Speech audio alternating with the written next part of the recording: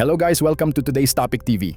Mga kababayan, isa na namang tangkang pang-momodus ang nahagip ng CCTV. Ang fake delivery scam na dapat nating pag-ingatan lalo na sa ating mga negosyante at mga tindera. Lumilitaw na iisa lamang ang babaeng nasa mga naunang CCTV footage at sa panibagong insidenteng ito. Ayon sa isa pang negosyante, muntik na rin silang mabiktima ng parehong modus. Kaya naman panoorin natin ang pangyayaring ito at magsilbing babala sa lahat.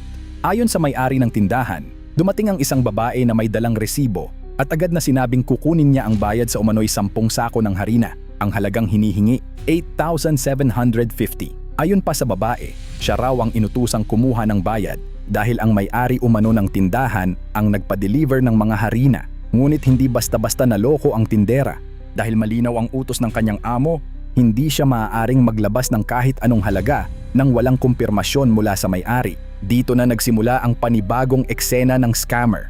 Sinabi niya na tatawagan na lamang daw niya ang may-ari upang kumpirmahin ang bayad.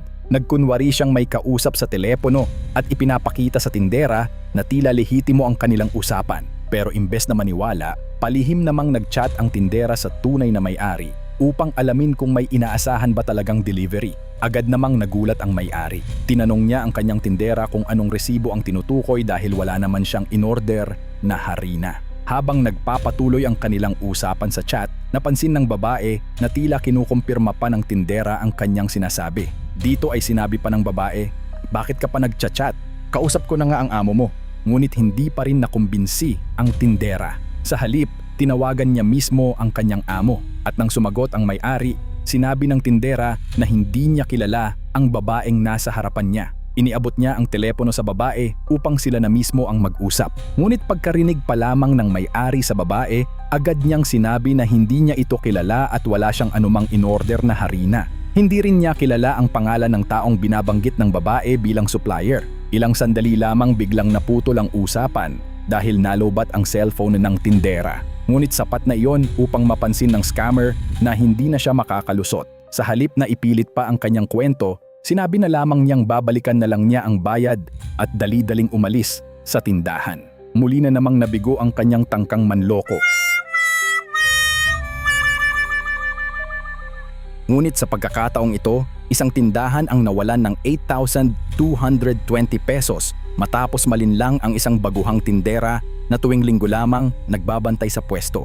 Sa bidyong kuha sa CCTV, lumapit ang isang babae at hinahanap nito ang may-ari at base sa kanyang mga pagtatanong, inuusisa muna niyang maigi kung sino ang bantay at nang malaman niyang tindera lamang ito, sinabi nito na nagpa-deliver daw ang kanyang amo ng 6 na sakong bigas na ide-deliver kinabukasan pa.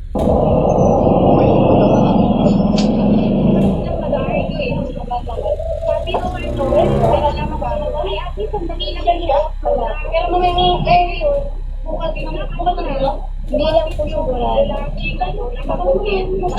Every Sunday lang po ako. Ay, linggo? Sabihin mo na lang pagka bukas na dito na siguro. Sabihin mo dumaan sa ating Joran ka. Kung tagapalengke.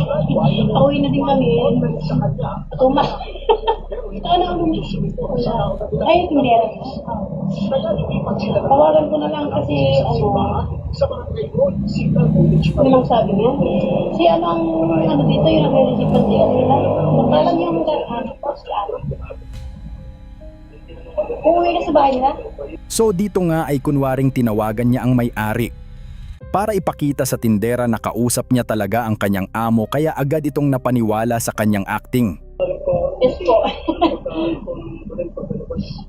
Akala ko si Ana ay sinilip-silip ko yung dito kanina, ma'am. Yes, ma'am. Pang Saturday lang ako, sabi Sunday. Tutuloy mo daw yung 1,370 times 6 kung magkano. Ano ba? 1,370. Idaan ko na lang po dito. Hindi, idaan ko na lang daw yung bigas nyo dito. 1,370 times 6. 1,370 times 8,220. Pag 8,220 po, ma'am. Ewan ko po kung may... Dahil bago pa lamang ang tindera at naniwala sa ipinakitang transaksyon, ibinigay niya ang 8,220 bilang kabayaran sa umano'y delivery. Mga kababayan, kung kayo ay may negosyo, Paalalahanan at turuan ang inyong mga empleyado na huwag kailanman maglalabas ng pera nang walang direktang kumpirmasyon mula sa may-ari. Ang ilang minutong pagbe-verify ay maaaring makaiwas sa libu-libong pisong pagkawala.